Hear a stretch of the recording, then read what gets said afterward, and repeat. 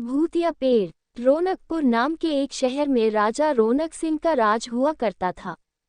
वो हमेशा अपनी प्रजा के हित में कार्य किया करते थे। वहाँ की प्रजा बहुत खुश रहती थी।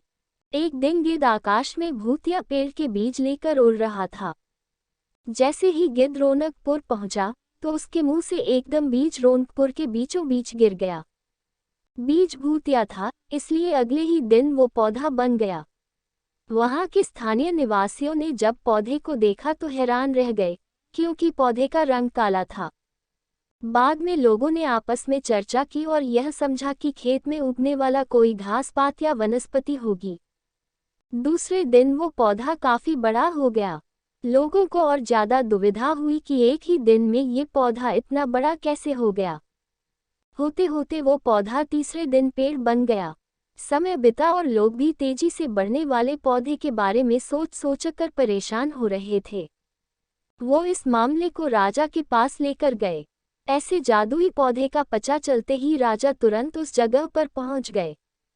राजा को जैसे ही पता चला कि एक काले रंग का पौधा 3 दिन में पेड़ बना है, तो वो भी उस पेड़ को हैरानी से देखने लगे। राजा उस पेड़ के पास चौथे दिन पहुंचे थे और तब तक पेड़ और बड़ा हो चुका था। वो इतनी तेजी से फैला था कि किसी को यकीन ही नहीं हो रहा था। राजा समझ गए थे कि का रंग काला है, इसमें जरूर कुछ जादू टोना होगा। इसी सोच के साथ राजा ने घोषणा कर दी कि जो भी इस पेड़ को खत्म करेगा, उसे वो इनाम के तौर पर 1000 सोने के सिक्के देंगे।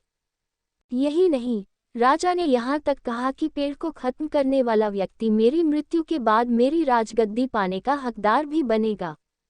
इतनी बड़ी घोषणा सुनने के बाद हर कोई पेड़ खत्म करने के लिए अपना दिमाग लगाने लगा।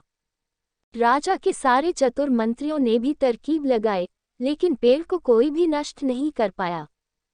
किसी ने पेड़ के आसपास आग लगवाई तो एक मंत्री ने उस भूतिया पेड़ को हाथियों तक से खींचवाया, लेकिन पेड़ को कुछ भी न हुआ। अब लोगों के मन में डर बैठ गया और उन्हें लगा कि पक्का यह ऐसा वैसा नहीं, बल्कि भूतिया पेड़ है। तभी उस गांव के एक समझदार व्यक्ति को राजा की घोषणा का पता लगा। जानकारी मिलते ही वह अपने गुरु के पास भूतिया पेड़ से जुड़े रहस्य को जानने के लिए पहुंच गया। गुरुजी ने अपनी ध्यान की शक्ति को एकत्र करके देखा और उससे पूछा, क्या तुम पेड़ को खत्म करना चाहते हो? समझदार व्यक्ति ने जवाब दिया, हाँ गुरुजी, सब उससे परेशान हैं। गुरुजी ने बताया कि उसे खत्म करने का एक ही तरीका है। इसके लिए तुम्हें उस पेड़ के आसपास नमक डालना होगा। इस तरकीब के बारे में जानते ही वो व्यक्ति तेजी से राजा के पास गया और कहा कि इस पेड़ के आसपास आपको नमक डलवाना होगा। ऐसा करने पर ही यह पेड़ खत्म होगा। राजा ने अपने सैनिकों को ठीक ऐसा ही करने को कहा। सैनिकों ने मिलकर पेड़ के चारों ओर खूब सारा नमक डाल दिया। नमक डालने के एक दिन बाद ही पेड़ का आकार कुछ कम हुआ। होते होते 5वें दिन तक पेड़ एकदम छोटा हो गया। उसके बाद गलकर वो गायब ही हो गया। उस व्यक्ति की तरकीब काम कर गई और राजा ने खुश होकर उसे इनाम की 1000 सोने की मोहर पहले दी। उसके बाद एक पत्र दिया, जिसमें लिखा था कि वो राजा के मरने के बाद उनकी गद्दी को संभालेगा। वो समझदार व्यक्ति खुश होकर अपने घर चला गया।